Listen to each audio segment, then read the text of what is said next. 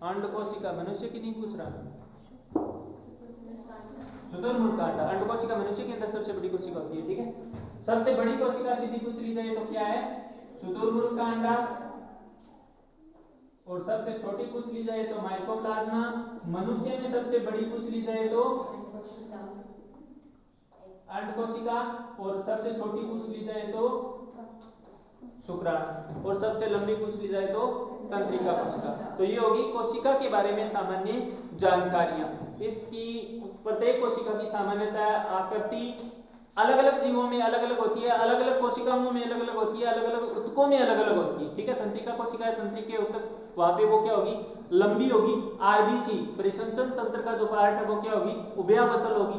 तो अलग अलग जीवों के अंदर, अलग अलग ऊतकों के अंदर कोशिकाओं की आकृति क्या होगी, अलग अलग होती है, ठीक है। आकार भी इनका क्या होगा, अलग अलग होगा। तो ये कोशिका का सामान्य परिचय हो गया। फिर वायरस हो गया। सबसे महत्वपूर्ण आता है आपका प्रोटोप्लाज्म स्टोरी, द्विध्रुवीय सिद्धांत। अब प्रोटोप्लाज्म क्या है, सबसे पहले बताइए प्रोटोप्लाज्म क्या है।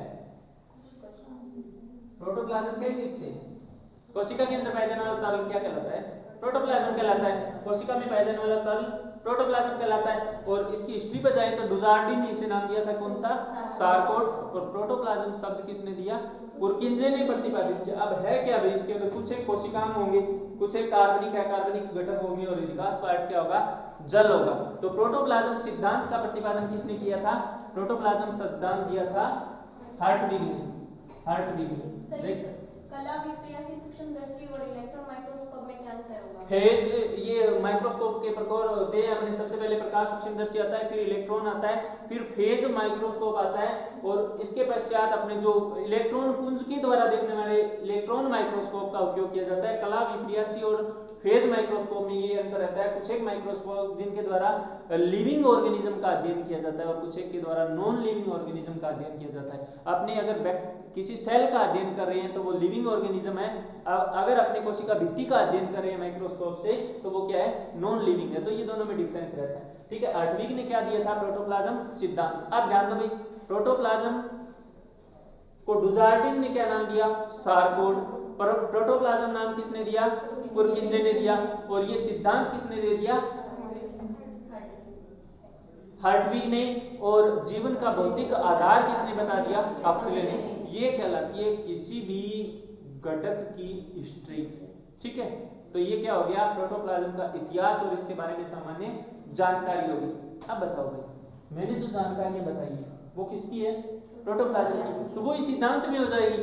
अब सिद्धांत में अपने क्या लिखेंगे, प्रोटोप्लाज्म कोशिका के अंदर पाए जाने वाला एक तरल है। प्रोटोप्लाज्म में कोशिकाएं पाए जाते हैं। प्रोटोप्लाज्म में कार्बनिक है, कार्बनिक घटक होते हैं। प्रोटोप्लाज्म में जैविक क्रियाएं होती है। प्रोटोप्लाज्म में कणों के मध्य ब्राउनियन गति होती है, वो टिंडल प्रभाव दर्शाता है। प्रोटोप्लाज्म के अंदर पाए जाने वाले कण अपना दोबारा से निर्माण कर सकते हैं। और इन सभी बिंदुओं को सम्मिलित रूप से अपने नाम क्या दे देंगे, जीव द्रव्य सिद्धांत कह देंगे, प्रोटोप्लाज्म थ्योरी के नाम से जानते हैं। क्लियर, ठीक है। शब्द है यहाँ जिगजैग गति और टिंडल प्रभाव, दोनों को ध्यान में रखना। कणों की इस प्रकार की गति जिसमें उसकी एक कोई निश्चित दिशा न हो क्या कहलाती है, जिगजैग गति कहलाती है, टेढ़ी मेढ़ी गति कहलाती है, ब्राउनियन गति कहलाती है। और अगर प्रोटोप्लाज्म पर जीव द्रव्य पर प्रकाश का पुंज डाला जाए तो ये प्रकाश एक इस प्रकार की दंडिका के रूप में दिखाई देगा, अर्थात प्रोटोप्लाज्म के कण उन प्रकाश के कणों का प्रकीर्णन कर देंगे, उन्हें फैला देंगे और इस घटना को क्या कह देंगे, टिंडल प्रभाव कह देंगे। क्लियर। इसके बाद चलते हैं अपने माइकोप्लाज्मा पर।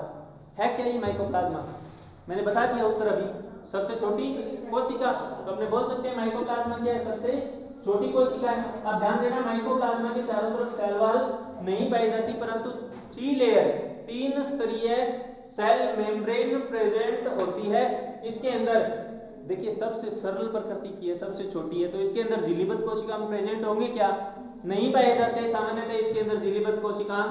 और सबसे छोटी प्रकृति के अंदर वायवीय श्वसन करने वाली कोशिका माइकोप्लाज्मा होती है, जिसके चारों तरफ 3 लेयर होती है, 3 लेयर की सेल मेम्ब्रेन पाई जाती है। इसके अंदर डीएनए प्रेजेंट होगा, आरएनए भी इसके अंदर प्रेजेंट होता है। इसकी विस्तृत जानकारी आपके 5th यूनिट के अंदर आती है। अपने यहाँ शब्द जानना है, माइकोप्लाज्मा क्या है, प्रकृति के अंदर में पाई जाने वाली सबसे छोटी कोशिका क्या कहलाती है, माइकोप्लाज्मा कहलाती है, ठीक है। फिर अपने सबसे महत्वपूर्ण और सबसे इंपॉर्टेंट जानकारी प्रोकैरियोटिक और यूकैरियोटिक सेल में डिफरेंस। चलिए मेरे साथ बोलिए, प्रोकैरियोटिक और यूकैरियोटिक। यूकैरियोटिक सबसे पहली परिभाषा बताइए। ऐसी कोशिका जिसके अंदर प्रो है क्या, कैरियोन। ऐसी कोशिका जिसके अंदर प्रो है कैरियोन, कैरियोन कहते हैं केंद्रक को, प्रो कहते हैं अलविकसित को। ऐसी कोशिका जिसमें कोशिका के अंदर पाया जाने वाला केंद्रक झिल्ली रहित होता है, क्या कहलाती है, प्रोकैरियोटिक कोशिका। तो इसके अंदर न्यूक्लियस मेम्ब्रेन, न्यूक्लियस मेम्ब्रेन क्या होगी, प्रेजेंट होगी या एब्सेंट होगी, एब्सेंट, और यहाँ क्या होगी, प्रेजेंट होगी। अगला अंतर बताइए, प्रोकैरियोटिक कोशिका के अंदर क्या झिल्लीबद्ध सेल ऑर्गेनल्स प्रेजेंट होंगे, बताइए, कवर्ड होंगे क्या, ये एब्सेंट होंगे, यहाँ प्रेजेंट होंगे। फिर राइबोसोम इसका जो होगा वो कौन से प्रकार का होगा, 70S, और यहाँ मोस्टली 80S होता है, लेकिन माइटोकॉन्ड्रिया और क्लोरोप्लास्ट के अंदर 70S भी प्रेजेंट होता है। अगला अंतर बताइए, बताओ भाई, प्रोकैरियोटिक और यूकैरियोटिक में डिफरेंस पूछा जा रहा है, बताइए कौन सा ऐसा कोशिका में जो दोनों में प्रेजेंट होता है, अभी तो बताया ना, राइबोसोम। फिर अगला देखिए, इसका आकार बड़ा होगा, छोटा होता है इसका आकार, जबकि उसका आकार बड़ा होता है। अब इसके अंदर केंद्रिका अनुपस्थित होती है, और उसमें केंद्रिका सुविकसित केंद्रिका, सुविकसित केंद्रिका यहाँ प्रेजेंट होगी और यहाँ एब्सेंट होगी, ठीक है। इसके अलावा यहाँ गति कौन किसके द्वारा की जाती है, यूकैरियोटिक सेल के अंदर, और प्रोकैरियोटिक में किसके द्वारा होती है। यहाँ गमनांक के रूप में क्या पाए जाएंगे, सीलिया और फ्लैजिला पाए जाएंगे। और यूकैरियोटिक कोशिका किसमें है, जंतुओं में और पादपों में, तो इसके अंदर सुविकसित गमनांक पहले से ही प्रेजेंट है, कोई दिक्कत ही नहीं रहती। फिर इसमें अगर फ्लैजिला प्रेजेंट है तो फ्लैजिला के अंदर जो व्यवस्था होगी वो कौन सी होगी, 0+2, और यहाँ पर कौन सी व्यवस्था होगी, 2+2। ये व्यवस्था क्या होती है, अपने इस प्रकार का तंतु होता है, इसमें परिधि पर कितने तंतु पाए जाते हैं, इस प्रकार के कितने, 9। ये द्विक और त्रिक होता है, इसकी पूरी की पूरी स्ट्रक्चर आपको आगे की यूनिट के अंदर पढ़नी है। और यहाँ मध्य भाग में कितने प्रेजेंट है, इसके आधार पर इसका क्या किया जाता है, क्लासिफिकेशन किया जाता है, ठीक है। रिक्तिकाएं प्रोकैरियोटिक सेल के अंदर एब्सेंट होती है और यूकैरियोटिक में प्रेजेंट होती है। अब बताइए सबसे सरल प्रकार की है, तो सबसे सरल विभाजन कौन सा हो गया, असूत्री। तो असूत्री विभाजन किसमें होगा, प्रोकैरियोटिक में, और समसूत्री असूत्री किसमें होगा, यूकैरियोटिक में। प्रजनन कौन सी विधि के द्वारा होगा, मतलब अलैंगिक विधि से, जबकि उसमें लैंगिक और अलैंगिक दोनों विधियों के द्वारा प्रजनन पाया जाता है।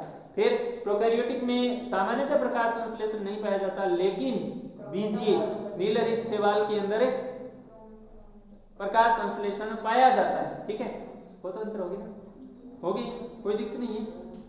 कोशिका भित्ति यहाँ म्यूकोपेप्टाइड की बनी होती है और पादपों के अंदर सेलुलोज की होती है, बहुत अंतर होगे, कर लोगे। अब दोबारा सुनिए, केंद्रक झिल्ली एब्सेंट, केंद्रक झिल्ली प्रेजेंट, सुविकसित केंद्रिका एब्सेंट प्रेजेंट, सेल ऑर्गेनल्स झिल्लीबद्ध अनुपस्थित, झिल्लीबद्ध उपस्थित। फिर राइबोसोम 70S प्रकार का, 80S और 70S दोनों प्रकार का।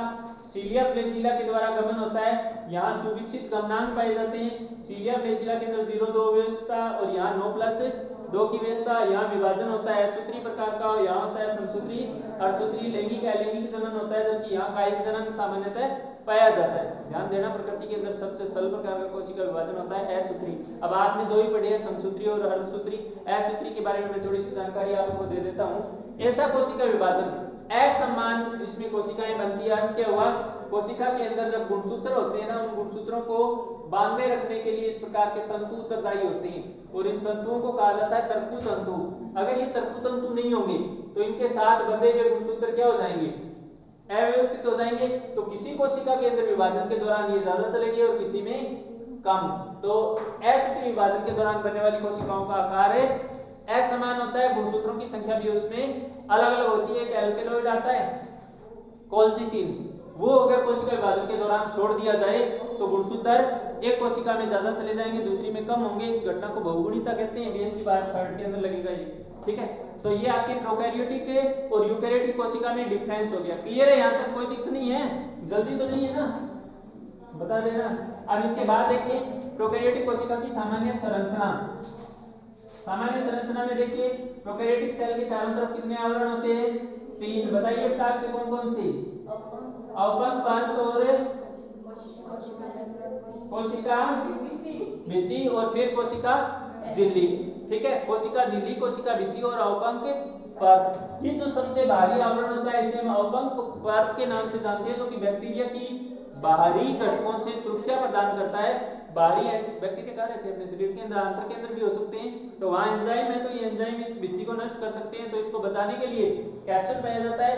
फिर इसके नीचे पाई जाने वाली जो परत होती है उसे हम सेल वॉल के नाम से जानते हैं, और ये किससे बनी होती है, म्यूकोपेप्टाइड से बनी होती है। फिर सेल मेम्ब्रेन सामान्य है ही भाई, किसकी बनी होती है, प्रोटीन और लिपिड की बनी होती है। ठीक है, और एक छोटी अति सूक्ष्म गोलाकार संरचना जिसे हम आधार का या ब्लिफेरोप्लास्ट के नाम से जानते हैं, उससे निकलता है एक तंतु, और इस तंतु को क्या नाम दे देंगे, फ्लैजिला तंतु के नाम से जानते हैं। आप ध्यान दा, ये तो है इसकी सामान्य संरचना, ध्यान दो भाई कौन कौन सी संरचना है, सेल वॉल, सेल मेम्ब्रेन, अवपंक परत, फिर ब्लिफेरोप्लास्ट, फ्लैजिला, और इसके अंदर पाए जाते हैं कुछ एक राइबोसोम। ठीक है, तो ये कौन कौन सी संरचनाएं प्रेजेंट होगी, वो तो होगी इसकी सामान्य संरचना। अब इसकी कार्य की क्रियाएं ये कैसे करता है, तो बैक्टीरियल सेल के अंदर सेल मेम्ब्रेन अंतर्वलन के परिणाम स्वरूप एक विशेष प्रकार की संरचना बनाती है, जिसे हमें मीजोसोम के नाम से जानते हैं। और ये मीजोसोम श्वसन से संबंधित कोशिकांग धारण किए रहती है। तो यहाँ श्वसन की क्रिया कहाँ होगी, मीजोसोम के अंदर होती है या सेल मेम्ब्रेन के अंदर होती है। ध्यान दो, बैक्टीरिया के अंदर जेनेटिक मटेरियल के दौरान दो प्रकार का डीएनए पाया जाता है। एक डीएनए रेखीय होता है, जबकि दूसरा डीएनए वर्तुल या गोलाकार डीएनए होता है। इस गोलाकार या वर्तुल डीएनए को क्या नाम देते हैं, प्लाज्मिड के नाम से जानते हैं। बैक्टीरियल सेल के अंदर प्रकाश संश्लेषण अगर होगा तो उसके लिए क्लोरोप्लास्ट के बजाय क्रोमेटोफोर प्रेजेंट रहते हैं। डिफरेंस दोनों में ये रहता है, क्लोरोप्लास्ट के अंदर क्लोरोफिल पाए जाते हैं। दोनों में डिफरेंस है भाई, पर्णहरित और हरित लवक में अंतर है, अपने दोनों को एक साथ ही मान के चलते हैं, ध्यान रखना। पर्णहरित एक कोशिकांग है, जबकि हरित लवक एक कोशिकांग है, जबकि पर्णहरित उसके अंदर पाया जाने वाला क्या है, वर्णक है, ध्यान रखना। तो यहाँ अंतर सिर्फ क्या होगा, वर्णकों का अंतर होगा। क्लोरोफिल ए बी उसके अंदर प्रेजेंट रहते हैं, जबकि इसके अंदर बैक्टीरियो विरिडीन वगैरह, बैक्टीरियो क्लोरोफिल वगैरह प्रेजेंट रहते हैं। तो इसके अंदर प्रकाश संश्लेषण या फोटोसिंथेसिस की क्रिया होती है। फ्लैजिला तंतु के द्वारा इसमें गमन पाया जाता है। ठीक है, फिर विशेष प्रकार के एमिनो एसिड इसके अंदर प्रेजेंट रहते हैं, जिन्हें मेलेनिन, ग्लूटामिक अम्ल और डाइएमिनो पाइलिक अम्ल के नाम से, डीएपी के नाम से जानते हैं। डीएपी खाद मत कर देना। फिर दोनों में अंतर क्या है भाई, पॉजिटिव और नेगेटिव। देखिए, अभिरंजन के आधार पर बैक्टीरिया दो प्रकार के होते हैं। अगर अभिरंजन के पश्चात अल्कोहल से धोने पर भी उनमें रंग बना रहे तो ऐसे बैक्टीरिया को क्या कहते हैं, ग्राम पॉजिटिव के नाम से जानते हैं। यही याद रखना भाई, ग्राम पॉजिटिव और ग्राम नेगेटिव। अगर अभिरंजित करने के पश्चात और अल्कोहल से धोएं, रंग दोनों ही चढ़ाएंगे, ध्यान रखना। अल्कोहल से धोएं और उनमें से रंग गायब हो जाए तो इसे हम क्या कहते हैं, ग्राम नेगेटिव के नाम से जानते हैं। तो यहाँ अभिरंजन बना रहता है, यहाँ अभिरंजन नहीं बना रहता है, अभी भी अभिरंजित हो जाते हैं। फिर अंतर बताइए, ग्राम पॉजिटिव बैक्टीरिया के अंदर लिपिड की मात्रा क्या होती है, कम होती है, यहाँ लिपिड की मात्रा अधिक होती है। फिर म्यूरेमिक अम्ल जो है वो ग्राम पॉजिटिव के अंदर पाया जाता है, जबकि इसके अंदर एब्सेंट होता है। ग्राम पॉजिटिव बैक्टीरिया की कोशिका भित्ति मोटी होती है, जबकि ग्राम नेगेटिव की कोशिका भित्ति पतली होती है। ठीक है, फिर टिकोइक एसिड, टिकोइक अम्ल इसके अंदर प्रेजेंट होता है और इसमें टिकोइक अम्ल नहीं पाया जाता। पेनिसिलिन के प्रति ग्राम पॉजिटिव बैक्टीरिया ज्यादा संवेदनशील होते हैं, जबकि ग्राम नेगेटिव कम संवेदनशील होते हैं। प्रजनन के दौरान ग्राम पॉजिटिव क्या करते हैं, स्पोर बीजाणु बनाते हैं और ये बीजाणु नहीं बनाते। क्लियर है, कोई दिक्कत नहीं है पॉजिटिव और नेगेटिव बैक्टीरिया में अंतर। फिर देखिए जीव द्रव्य, तो जीव द्रव्य अपने में भी वही है, बैक्टीरिया में भी वही है, प्लांट के अंदर भी वही है। तो जीव द्रव्य के अंदर घेरने वाली झिल्ली, जीव द्रव्य को मैंने नाम क्या दिया था, इस कोशिका में पाई जाने वाली तरल को क्या कह देंगे, जीव द्रव्य। तो इस तरल के बाहर की तरफ अगर एनिमल सेल है तो क्या प्रेजेंट है, सेल मेम्ब्रेन है ना, तो इसे हम क्या कहते हैं, घेरने वाली झिल्ली को क्या कह देंगे, प्लाज्मा झिल्ली के नाम से जानते हैं। ठीक है, और ध्यान रखना हमेशा ही प्लाज्मा झिल्ली किसी भी जीव के अंदर वो लिपोप्रोटीन की बनी होती है। Lipoprotein, lipid plus protein. इसकी संरचना को अपने अगली यूनिट के अंदर समझाएंगे। रॉबर्टसन ने इसकी संरचना को समझाने के लिए दिया था इकाई कला मॉडल, और कुछ वैज्ञानिकों ने इसकी संरचना को समझाने के लिए दे दिया प्लम पुडिंग मॉडल, किसी ने इसे बोल दिया सैंडविच मॉडल। तो ये अपनी अगली यूनिट के अंदर सेल मेम्ब्रेन की संरचना को समझाने वाले सिद्धांत पढ़ेंगे। कार्य क्या है अपने में कोशिका झिल्ली के कार्य 6 क्लास 8 क्लास से आता है, बताओ वो इसमें होंगे। चयनात्मक होती है, हानिकारक पदार्थों के प्रवेश को रोकना और जो लाभदायक पदार्थ है उनके प्रवेश को सुगम बनाना। फिर कोशिका झिल्ली कोशिका को एक निश्चित आकार आकृति प्रदान करने में सहायता करती है। सीधी कोशिका के लिए आ जाए तो अपना शब्द चला जाएगा सेल वॉल की तरफ। लेकिन अपने क्या पढ़ रहे हैं, जूलॉजी पढ़ रहे हैं, और जूलॉजी में जंतु होते हैं और जंतुओं के अंदर सेल के सबसे बाहरी आवरण को सेल मेम्ब्रेन ही कहा जाता है। तो अपने लिए क्या शब्द आ जाएगा, सेल मेम्ब्रेन हो जाएगा। फिर आंतरिक कोशिकाओं को घेरे रखती है, अपने अंदर कार्बोहाइड्रेट लिपिड प्रोटीन आदि का संचय रखती है। तो ये सारे के सारे इसमें क्या आ जाएंगे, कार्य आ जाएंगे। ठीक है, अब इसमें एक महत्वपूर्ण संरचना कौन सी प्रेजेंट है, मीजोसोम। ये मीजोसोम है क्या भाई,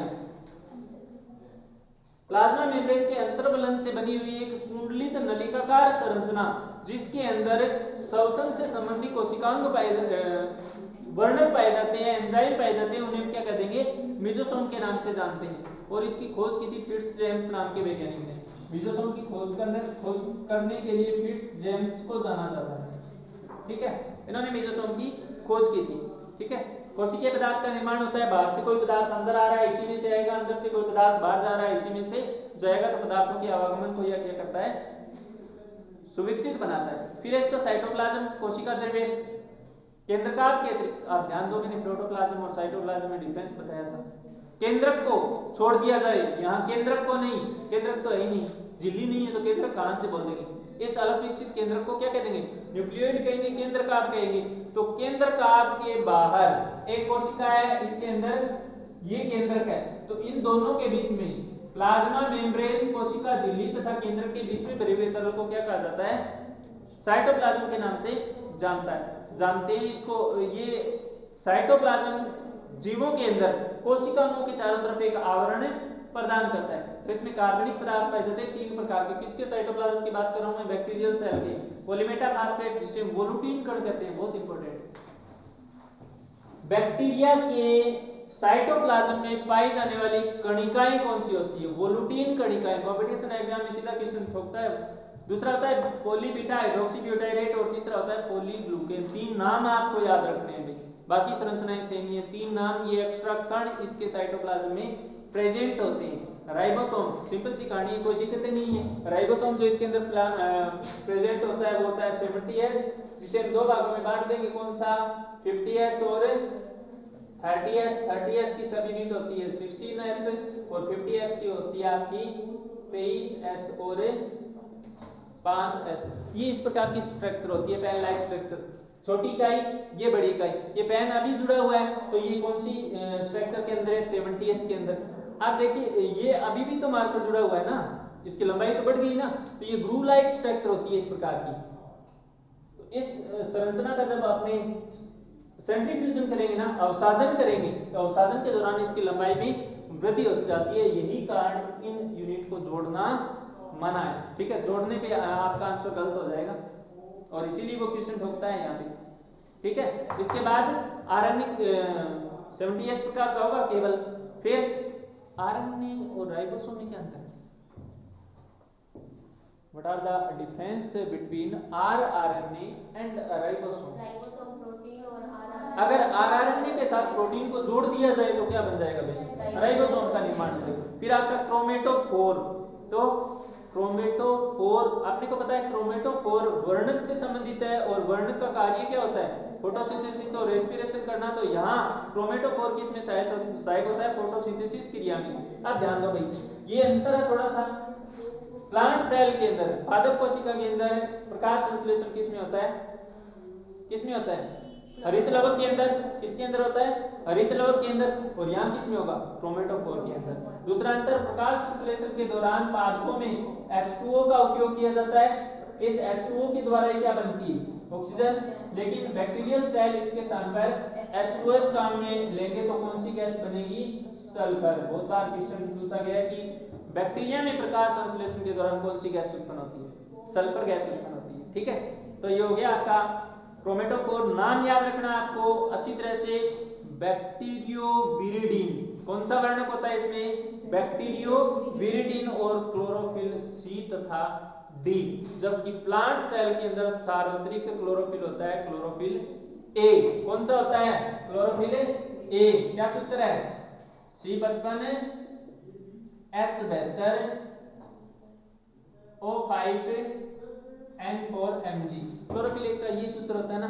तो ये प्लांट सेल के अंदर यूनिवर्सल वर्णक होता है, जबकि यहाँ बैक्टीरियोविरिडिन होता है। ठीक है। क्लोरोफिल बी के लिए बात करें तो यहाँ क्या आ जाएगा? H70 आ जाएगा, O6 आ जाएगा और N4 Mg आ जाएगा। ठीक है। तो ये हो गया आपका क्रोमेटोफोर। ठीक है। फिर H2O का उपयोग क्यों नहीं कर सकते बैक्टीरिया के? बैक्टीरिया फोटोसिंथेटिक नहीं, सामान्यतः क्या होते हैं, ये इस प्रकार के वातावरण के अंदर रहते हैं जहाँ पर ऑक्सीजन की अभाव होता है, ऑक्सीजन की कमी होती है। अपनी आंत के अंदर तो वैसे ही ऑक्सीजन की कमी है, तभी तो लैक्टिक एसिड बनता है वहाँ। तो वहाँ इस बेचारे को कहाँ ऑक्सीजन मिल पाएगी, कहाँ इसको अवेलेबल हो जाएगी। तो यहाँ पे ये H2S का प्रयोग ज्यादा करते हैं। विषम परिस्थितियों के अंदर सामान्यतः बैक्टीरिया ज्यादा पाए जाते हैं और वहाँ हाइड्रोजन प्रोक्साइड मुख्य रूप से प्रेजेंट होती है। न्यूक्लियोइड या केंद्रक किसे कहते हैं? केंद्रक झिल्ली रहित जेनेटिक मटेरियल क्या कहलाएगा? केंद्रक में क्या है? अनुवांशिक पदार्थ है ना। तो अगर उसको झिल्ली को हटा दिया जाए तो इसे हम क्या कह देंगे? न्यूक्लियोइड के नाम से जानते हैं, केंद्रकार के नाम से जानते हैं। और इसमें सबसे सरल प्रकार का क्रोमोसोम पाया जाता है, गुणसूत्र पाया जाता है, डीएनए का ही बना होता है। डीएनए अपने अंदर क्रोमोसोम बना होता है डीएनए, आरएनए और प्रोटीन तीनों से, जबकि इसमें केवल नहीं होता क्या? तीनों से नहीं होता, तीनों से ही होता है अपने अंदर। ठीक है। स्टोन प्रोटीन पाई जाती है, डीएनए और आरएनए प्रेजेंट होता है। इसमें केवल डीएनए से बना हुआ क्रोमोसोम पाया जाता है और वो दो प्रकार का होता है। एक तो होता है गोलाकार, जिसे हम क्या कह देंगे? प्लाज्मिड कह देंगे, और दूसरा रेखीय होता है। ठीक है। और अल्प विकसित है तो इसके अंदर स्टोन प्रोटीन नहीं पाई जाती। तो कौन सी प्रोटीन प्रेजेंट होगी? Non stone. स्टोन कौन सी होती है? कितने प्रकार होती है स्टोन? H1 H2A H2B, फिर कौन सी है? तीन तो होगी ना, H1 H2A H2B H3 और H4 हो गए क्या? इनमें से नीचे वाली चार है ना, ये प्रत्येक दो अणु के साथ मिलकर स्टोन अष्टक बना देगी, जिसके द्वारा न्यूक्लियोसोम बन जाएगा। और ये लिंकर होती है। ठीक है, बांधने वाली होती है। तो इसमें दो प्रकार के डीएनए पाए जाते हैं, रेखीय और वर्तुल डीएनए। ठीक है। स्टोन प्रोटीन एब्सेंट होती है। और ध्यान रखना, डीएनए है तो इसकी प्रकृति क्या है? अपनी रेप्लिकेशन करेगा, तो ये अपनी फोटोकॉपी तैयार करने की क्षमता रखता है। ठीक है। इसके बाद है प्लाज्मिड। तो प्लाज्मिड झिल्ली के अंतर्वलन से बने हुए घटक क्या कहलाते हैं? प्लाज्मिड कहलाते हैं। शेफर तथा वाल्मेन ने इन्हें एपिसोम के नाम से पुकारा। प्रकार देखिए, संयुग्मन और असंयुग्मन दो प्रकार के होते हैं। जीवाणुओं में स्थानांतरित पदार्थों का अगर संयुग्मन करने में सक्षम होते हैं। संयुग्मन का अर्थ होता है दो बैक्टीरियल सेल आपस में जुड़ गई, कनेक्ट हो गई और फिर उनमें पदार्थों का विनिमय हो गया। अगर ऐसी क्षमता इनके अंदर है तो इन्हें हम क्या कह देंगे? संयुग्मन कह देंगे। और नहीं है तो क्या कह देंगे? असंयुग्मन कह देंगे। ठीक है। तो आनुवंशिक पदार्थ अगर स्थानांतरित तो हो सकते हैं तो संयुग्मन है, नहीं हो सकते तो असंयुग्मन है। ठीक है। फिर वर्गीकरण देखिए, बड़ा इंपॉर्टेंट है। अगर प्लाज्मिड के द्वारा देखिए F कारक होते हैं अपने में, तो अंडाणु शुक्राणु प्रेजेंट होते हैं। बैक्टीरिया के अंदर F कारक होते हैं, सेक्स क्रोमोसोम, और F पॉजिटिव और F नेगेटिव के रूप में ये होता है दाता और ये नीचे वाला होता है ग्राही। तो यदि प्लाज्मिड के अंदर F कारक प्रेजेंट है, प्लाज्मिड के अंदर F कारक प्रेजेंट है, तो ऐसे प्लाज्मिड को अपने क्या कह देंगे? ट्रांसफर प्लाज्मिड या सेक्स प्लाज्मिड के नाम से जानते हैं, सेक्स फैक्टर प्लाज्मिड के नाम से जानते हैं। दूसरा प्रतिरोध, मैंने आपको बताया किसी भी घटक का विरोध करने वाला प्लाज्मिड क्या कहलाएगा? रेजिस्टेंस कहलाता है। प्रतिरोध प्लाज्मिड के नाम से जाना जाता है इसको। कोल प्लाज्मिड बहुत इंपॉर्टेंट है। ऐसे प्लाज्मिड जो एंटीजन बनाते हैं क्या कहलाते हैं? कोल प्लाज्मिड कहलाते हैं। निम्नकारी, अब देखिए डिग्रेडिव क्या होते हैं? निम्नकारी, जटिल पदार्थों को सरल पदार्थों में बदलना क्या कहलाता है? निम्नकारी कहलाता है। तो बैक्टीरिया क्या करते हैं? बैक्टीरिया काम उपयोग किया जाता है, दूध से दही बनाते हैं ना, दूध से दही बनाते हैं तो पदार्थों का परिवर्तन ही तो है। तो ऐसे बैक्टीरिया जो ये क्षमता रखते हैं मृत कार्बनिक पदार्थों को तोड़ने की, विघटन करने की क्षमता रखते हैं, जटिल से सरल पदार्थों को ये निर्माण की क्षमता रखते हैं, उन्हें हम क्या कह देंगे? विघटनकारी। और ऐसे बैक्टीरिया के प्लाज्मिड जो मरकरी के प्रति, Hg के प्रति प्रतिरोधी स्वभाव दर्शाते हैं, उन्हें हम क्या कह देंगे? पारद प्रतिरोधी के नाम से जानते हैं। गुप्त प्लाज्मिड जो अपने को दिखाई नहीं देते, अणुभार जिनका बहुत कम होता है, उन्हें हम गुप्त प्लाज्मिड कह देंगे। ट्यूमर जो पैदा करेंगे उन्हें हम अर्बुद प्रेरककारी प्लाज्मिड के नाम से जानते हैं। और शेष बचे हुए प्लाज्मिड जो स्टेफाइलोकोक्स में पाए जाते हैं, धातुओं और प्रतिजैविकों के प्रति प्रतिरोधकता उत्पन्न करते हैं, उन्हें हम क्या बोल देंगे, स्टेफाइलोकोकल प्लाज्मिड के नाम से जानते हैं। और कुछ एक प्लाज्मिड ऐसे होते हैं जो स्तनधारी जीवों के अंदर रोग उत्पन्न करते हैं, उन्हें हम कह देंगे स्तनधारी में रोग उत्पन्न करने वाले प्लाज्मिड। तो ये हो गए प्लाज्मिड के वर्ग या वर्गीकरण, क्लासिफिकेशन, जैसा नाम है वैसा इनका काम है, ठीक है। फिर फ्लैजिला, जीवाणुओं में गमन करने के लिए उत्तरदायी संरचना को क्या कह देंगे, फ्लैजिला कह देंगे। फ्लैजिला तंतु कोशिका में स्ट्रक्चर 9+2 की नहीं पाई जाती है, ठीक है। सीलिया और फ्लैजिला में अंतर क्या है? सीलिया की संख्या बहुत ज्यादा होती है, फ्लैजिला की संख्या बहुत कम होती है। फ्लैजिला की लंबाई अधिक होती है जबकि सीलिया की संख्या अधिक होती है, उसकी लंबाई कम होती है। फिर रोम या फिम्बरी किसे कहते हैं, इस बैक्टीरियल सतह पर पाए जाने वाले छोटे छोटे उभारों को अपने क्या कहते हैं, रोम या फिम्बरी के नाम से जानते हैं। साइनोबैक्टीरिया किसे कहते हैं, ऐसे बैक्टीरिया जो प्रकाश संश्लेषण करने में सक्षम है उसे हम क्या कहेंगे, साइनोबैक्टीरिया। नील हरित शैवाल को ही साइनोबैक्टीरिया कहा जाता है, ध्यान रखना, ठीक है। फिर कोशिका भित्ति म्यूकोपेप्टाइड की बनी होती है, प्लाज्मा मेम्ब्रेन इकाई कला से घिरी होती है, कोशिका द्रव्य इसके अंदर पाया जाता है जिसमें बिखरे हुए क्या प्रेजेंट है, राइबोसोम। और अपने अंदर राइबोसोम कहाँ प्रेजेंट है, ईआर पर बंधे हुए होते हैं और उस ईआर को RER के नाम से जाना जाता है, ठीक है। फिर थाइलेकोइड हरितलवक के समतुल्य संरचना पाई जाती है जिस पर फाइकोबाइलोसोम वर्णक प्रेजेंट रहता है और केंद्रक अलग विकसित होता है जिसे हम क्या कह देंगे, केंद्रकाभ के नाम से जानते हैं। अब पीपीएलओ की विशेषताएं सुन लीजिए। सबसे छोटा है, सबसे छोटी कोशिका है, कोशिका भित्ति नहीं पाई जाती, आकार लगातार बदलता रहता है, इस कारण इसे हमें पॉलीमॉर्फिक सेल ऑर्गेनिज्म के नाम से जानते हैं। अपना आकार चेंज करने के कारण इसे हमें बहुरूपी जीव के नाम से भी जानते हैं, ठीक है। बताओ फिर कौन से कोशिका को पॉलीमॉर्फिक कहा जाता है अपनी यूकेरियोटिक के अंदर? लाइसोसोम अपना आकार लगातार बदलता है, उसे हम क्या कह देंगे, पॉलीमॉर्फिक के नाम से जानते हैं यूकेरियोटिक सेल के लिए, ठीक है। फिर लिपोप्रोटीन से बनी हुई इसमें त्रिस्तरीय झिल्ली पाई जाती है और ये क्लोरोफेनिकोल के प्रति प्रतिरोधी नहीं होते, मिट्टी, सड़ेले पदार्थों और जीवों के अंदर ये प्रेजेंट रहते हैं। स्वतंत्र माध्यम में इन्हें उगाया जा सकता है और फिल्टर पेपर से नहीं छाना जा सकता, बहुत छोटे होते हैं। पादपों में और जंतुओं के अंदर रोग उत्पन्न करने में ये सक्षम होते हैं। वायरस आपका हो ही चुका है, सजीवों और निर्जीवों के लक्षण। अब बताइए वायरस के चारों तरफ किसका आवरण पाया जाता है, प्रोटीन का, और इस प्रोटीन के आवरण को क्या कहेंगे, कैप्सिड कहेंगे, और कैप्सिड की प्रत्येक इकाई को क्या कहेंगे, कैप्सोमियर कहेंगे। और वायरस का जेनेटिक मटेरियल क्या कहलाता है, जेनेटिक या मटेरियल डीएनए या आरएनए कहलाता है। अगर प्लांट वायरस है तो इसका जेनेटिक मटेरियल आरएनए होगा, और एनिमल वायरस है तो इसका जेनेटिक मटेरियल डीएनए होगा। ऐसे वायरस जो गोलाकार और बहुतलीय होते हैं, जिनका व्यास फिक्स होता है, उन्हें हम समव्यासी कह देंगे। जिनका आकार परिवर्तित होता है या फिर दंडाकार वायरस होते हैं, उनको हम असमव्यासी वायरस के नाम से जानते हैं। कुछ एक वायरस लचीले धागे के समान होते हैं। अगर वायरस के कैप्सिड आवरण को हटा दिया जाए, कैप्सिड आवरण को हटा दिया जाए तो न्यूक्लिक अम्ल और प्रोटीन से जो इकाई बनी होती है उसे हम क्या कह देंगे, विरियन के नाम से जानते हैं। सबसे बाहरी आवरण को क्या कह देंगे, कैप्सिड कह देंगे। कैप्सिड की इकाइयाँ क्या कहलाएगी, कैप्सोइड कहलाएगी। और नग्न न्यूक्लिक अम्ल क्या कहलाता है, विरियोइड। बता दिया ना मैंने, कैप्सिड को हटा दिया, नग्न शेष क्या बचा है, न्यूक्लिक एसिड बताया, उसे हम क्या कह देंगे, विरोइड के नाम से जानते हैं। न्यूक्लियो कैप्सिड से कहेंगे। देखिए यहाँ पे एक और आवरण होता है, इस न्यूक्लिक अम्ल के चारों तरफ प्रोटीन का एक और आवरण होता है। इन दोनों को संयुक्त रूप से अपने बाहर वाले को छोड़ दो भाई, इस दोनों के संयुक्त रूप को अपने क्या कह देंगे, न्यूक्लियो कैप्सिड के नाम से जानते हैं, ठीक है। फिर वायरस में जीवद्रव्य केंद्रक कोशिका झिल्ली अनुपस्थित होती है, पता है अपने को। बाहरी आवरण कैप्सिड कहलाता है, ये भी पता है। केंद्रक और खोल आपस में मिलकर न्यूक्लियो कैप्सिड कहलाते हैं, ये भी पता है। वायरस हर्पीज वायरस और ये रोग उत्पन्न करते हैं। कुछ वायरस के अंदर कैप्सिड प्रेजेंट होता है और कुछ के अंदर एब्सेंट होता है। डीएनए है तो डीएनए को अपने को पता है 3 प्रकार की इकाइयाँ होंगी, कौन कौन सी भाई, डीएनए में शर्करा, क्षारक और फास्फेट, शुरू से पढ़ते आ रहे हैं अपने, वो इकाइयाँ इसमें प्रेजेंट होगी। अब वायरस में SS DNA, DS DNA, SS RNA और डीएस आरएनए के आधार पर इनके प्रकार है, रट लेना अच्छी तरह से।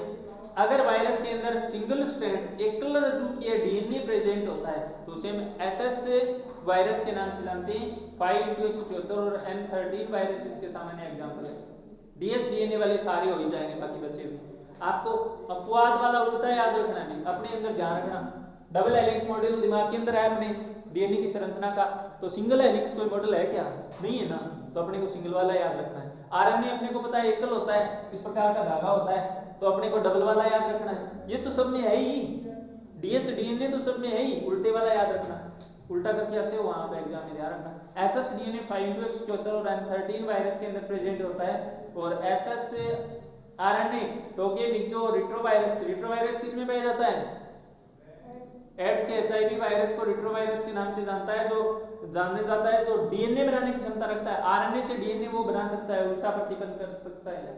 चावल के अंदर गोनापन रोग का कारक भी एसएस आरएनए युक्त वायरस है। फिर डीएस आरएनए घाव और ट्यूमर वायरस के अंदर यह पाया जाता है। और इसके बाद है आपकी एनिमल सेल की सामान्य स्ट्रक्चर का डायग्राम, इसके साथ ही आपकी यूनिट फर्स्ट कंप्लीट। अब होगी ना कंप्लीट, आप करवा दे सेकंड।